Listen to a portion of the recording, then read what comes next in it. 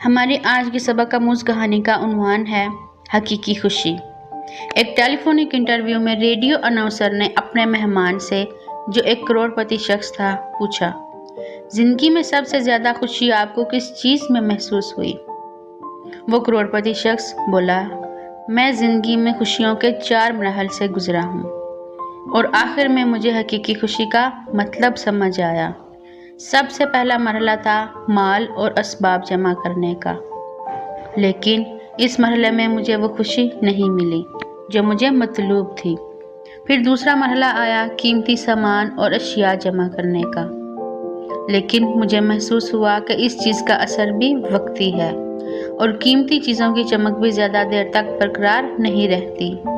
پھر تیسرا مرحلہ آیا بڑے بڑے پروجیکٹ حاصل کرنے کا، جیسے فٹ بال ٹیم خریدنا، کسی ٹورسٹ ریزورٹ وغیرہ کو خریدنا، لیکن یہاں بھی مجھے وہ خوشی نہیں ملی جس کا میں تصور کرتا تھا۔ چوتھی مرتبہ ایسا ہوا کہ میرے ایک دوست نے مجھ سے کہا کہ میں کچھ معذور بچوں کے لیے ویل چیئرز خریدنے میں حصہ لوں۔ دوست کی بات پر میں نے فوراً ویل چیئرز خرید کر دے دی، لیکن دوست کا اصرار تھا کہ میں اس کے ساتھ جا کر اپنے ہاتھ سے وہ ویل چیئرز ان بچوں کے حوالے کروں۔ میں تیار ہو گیا اور اس کے ساتھ چلا گیا۔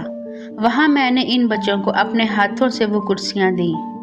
میں نے ان بچوں کے چہروں پر وہ خوشی کی عجیب چمک دیکھی۔ میں نے دیکھا کہ وہ سب کرسیوں پر بیٹھے ادھر ادھر گھوم رہے ہیں اور جی بھر کر مزہ کر رہے ہیں۔ ایسا معلوم ہوتا تھا کہ وہ کسی پکنک اسپاٹ پر آئے ہوئے ہیں، لیکن مجھے حقیقی خوشی کا احساس تب ہوا جب میں وہاں سے جانے لگا اور ان بچوں میں سے ایک نے میرے پیر پکڑ لیے۔ میں نے نرمی کے ساتھ اپنے پیر چھڑانے کی کوشش کی، لیکن وہ بچہ میرے چہرے کی طرف غور دیکھتا ہوا میرے پیروں کو مضبوطی سے پکڑے رہا۔ میں نے جھک کر اس بچے سے پوچھا، کیا آپ کو کچھ اور چاہیے؟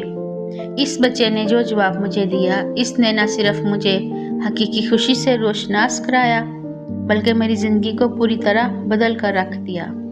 اس بچے نے کہا، میں آپ کے چہرے کے نقوش اپنے ذہن میں بٹھانا چاہتا ہوں تاکہ جب جنت میں آپ سے ملوں تو آپ کو پہچان سکوں اور ایک بار اپنے رب کے سامنے بھی آپ کا شکریہ ادا کر سکوں۔ بچے کی زبان سے یہ الفاظ سن کر اچانک مجھے میری بے چینی، اضطراب اور بے سکونی کا جواب مل گیا۔ مجھے اپنی روح کی گہرائیوں تک سکون اور خوشی محسوس ہوئی۔ اس دن مجھے سمجھ آئی کہ اصل سکون تو خدمت خلق میں ہے، بے سہاروں کا سہارا بننے میں ہے۔ اللہ کریم تمام انسانوں کو خدمت خلق کرنے کی توفیق عطا فرمائے، آمین۔